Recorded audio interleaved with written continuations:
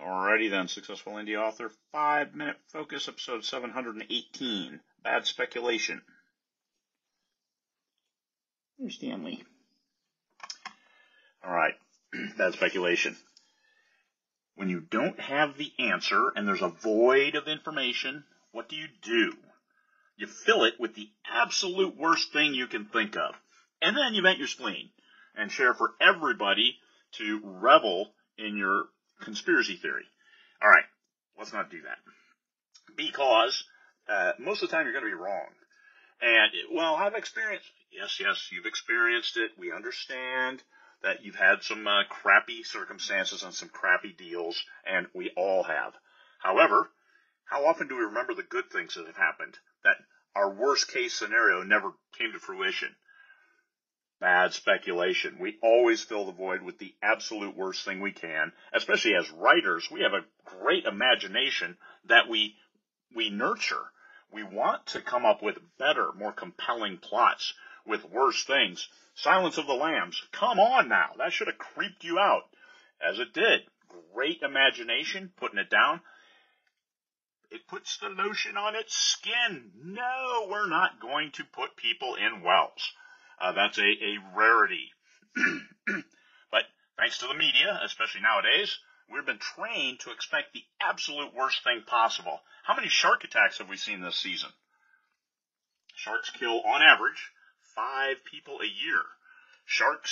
Cows kill more people than sharks. That's crazy that cows are even in the ocean killing sharks. Anyway, understand, not the worst case. And bad speculation. It makes you look questionable. And more likely, people are going to stop listening to you because you're throwing out stuff that makes no sense and you're not helping anybody. Look at the positive. Every time you come up with a negative conspiracy theory, come up with a positive. Think about times that it worked for you, that you saw the good side of life and not that everything happened. You lost your house, you lost your job, you lost everything. And there are plenty of people who have lost everything.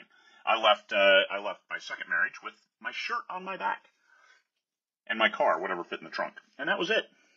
So, sometimes you just go with it because guess what? If you think your life can be better, it can be. And you have the opportunity to change it today. Not the worst thing ever. Sometimes that's a new opportunity, and you hear that a lot. Oh, one door closes, another one opens. Well, door closes, we'll open it up again. It's a door. That's how they work. So, also, keep in mind that a shark is not going to fall out of a tornado. It is not. Now, that being said, up here in Fairbanks, Alaska, maybe you saw it on national news, lamprey eel ended up in a parking lot. A parking lot. Eel. How'd they get there?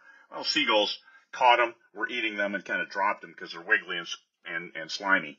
So, and they're ugly. They have this mouth that eat. Anyway, eel in a parking lot. Okay, it's a rarity. They were no threat to anybody. They were just ugly. All right. So when you're going to speculate, one positive for one negative, train your mind to not embrace the worst case scenario, the most horrible thing you can think of, and definitely don't share that with people to get people all spun up. Are you going to be part of the problem, or are you going to be the whole problem? So I suggest you be neither and be the voice of reason and the voice of sanity whenever stuff goes on. As an author, look for that worst case. Write it down, write great stories. But when it comes to real life, avoid that. Peace, fellow humans.